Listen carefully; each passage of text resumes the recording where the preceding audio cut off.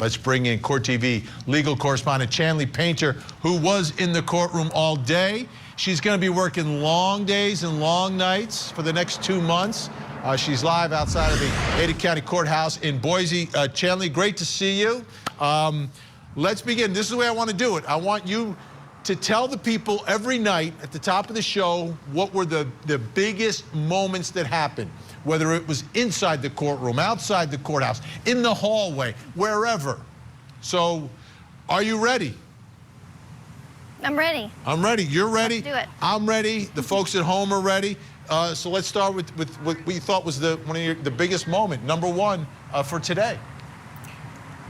All right, Vinnie, it was difficult to narrow down the moments because a lot of big things happened today. Day one of this trial, opening statements, the first 2 witnesses called, a media presence outside here, and of course, a packed gallery. But we learned some new information about each of the victims in this case. And as you just said a little bit ago, that's why we're here. And we can't forget each of the victims of this case. So let's begin with Tammy Daybell. We learned some big information about her cause of death that we did not have confirmed before this. The prosecution, Lindsay Blake, in opening statement says that October 2019, Tammy was dead, and by the time law enforcement showed up, Daybell had moved her body. In December 2019, Tammy was removed from her resting place. It was determined that Tammy died at the hands of another and that her cause of death was asphyxiation.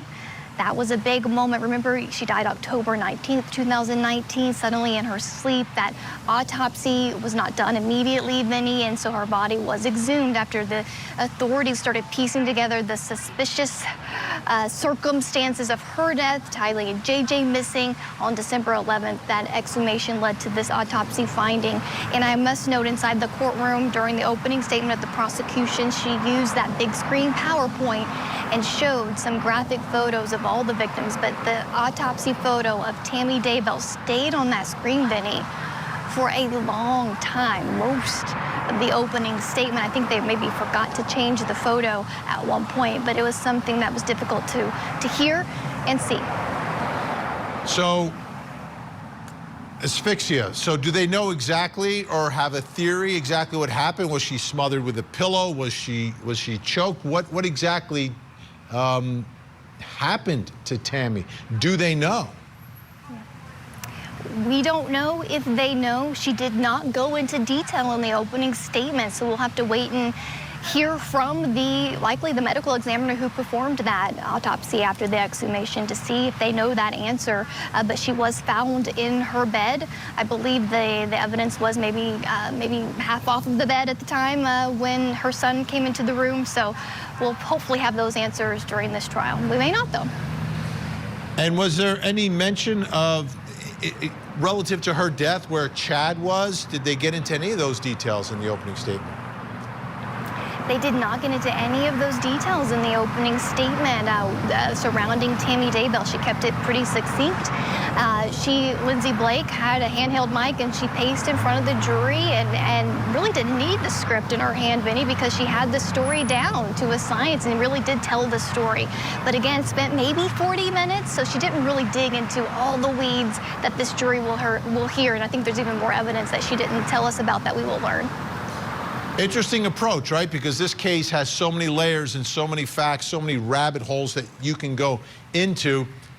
Might be the best approach yet to kind of give them because if you try to understand everything that happened out of the box, it's like overwhelming. So I think that's a good move by the prosecutor. Absolutely. All right, so we got our first moment, big moment from your reporter's notebook. What do you have up next? All right, let me check my notebook, Vinnie. Looking down, big moment number 2. We're going to focus this one on Tylee Ryan, the other victim, 16 years old, when she passed away, Vinnie. And we learned more evidence concerning her murder. Here is what we learned from the prosecution's opening statement, that Tylee's charred remains, again, dismembered and burned, were buried in a shallow grave on Chad Daybell's property. We knew that, but we also learned Tylee's DNA was located on the pickaxe and a shovel on the defendant's property.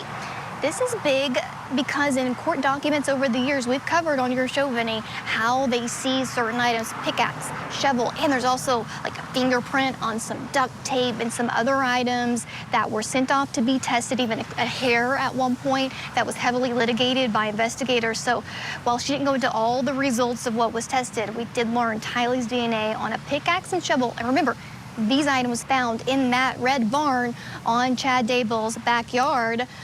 So this is just, you know, again, an important point. I want to bring this kind of full circle to the end of the state's case, Vinnie, because another big moment, which I thought came across real powerful inside the courtroom, is how Lindsay Blake ended her opening statement.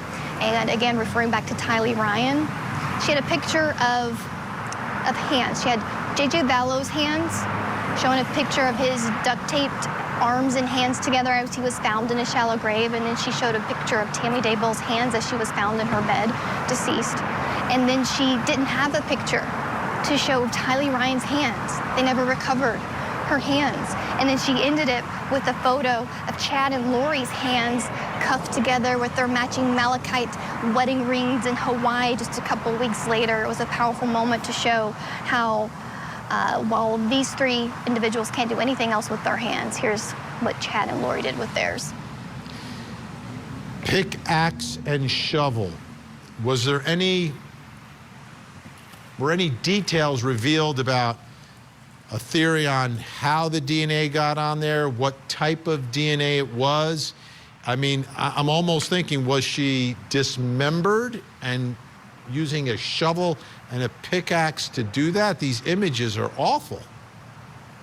Yeah, absolutely horrifying. And the jurors, you know, took this in. A couple did look disgusted at times during the prosecution's opening statement, Vinnie, and again, that was another area. She didn't go into detail. She's almost like teasing the jurors. You know, this is just the movie trailer of the big movie they're going to hear over the next 8 weeks. Definitely piqued their attention. But I do recall from court documents, again, we've been covering this case for years, so I know that it was red stains found on the pickaxe and the shovel, Vinnie, which makes me think blood from Tylee. And we know from our past reporting that, yes, she was dismembered and partially burned and found in the pet cemetery of Chad Daybell's backyard. We're looking at some video from East Idaho. With Alex Cox's phone pinging over. Yeah. We're looking at video right now from East Idaho News where you could see that area in the backyard where all of that happened. Her remains burned, charred, unreal. All right, I know you've got a third big moment tonight from your notebook.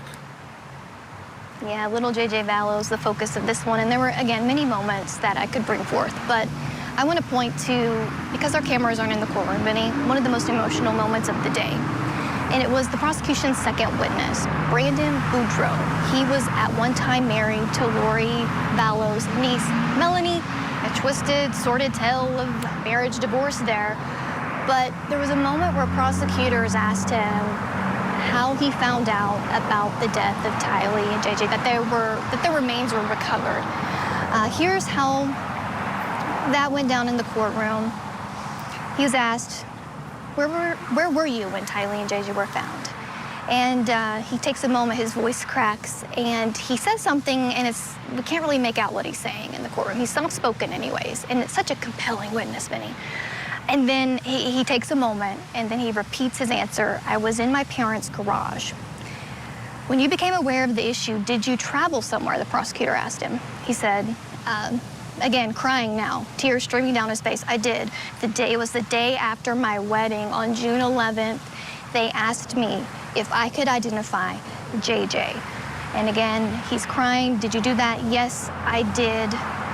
He had to take a really long pause inside the courtroom, collect himself to even be able to speak in that moment. Can't imagine the photos he had to look at to confirm that that was his former little nephew, who he was so close to. He lived with at one point, his children so close to JJ Vallow, and he did that at the request of JJ's grandparents, so they wouldn't have to do it, Vinnie. So again, Brandon Boudreaux, just such a detailed and incredible witness today on the stand. And again, his connection to everyone is he was married to Lori Daybell's niece. And once things started getting weird, they split up, and I guess he got remarried. Now he's in court, and he's the one who identified JJ's remains. Wow. All right, Chanley Painter, Court TV legal correspondent, staying with us. Like I said, long days, long nights. She's going to bring us all these details.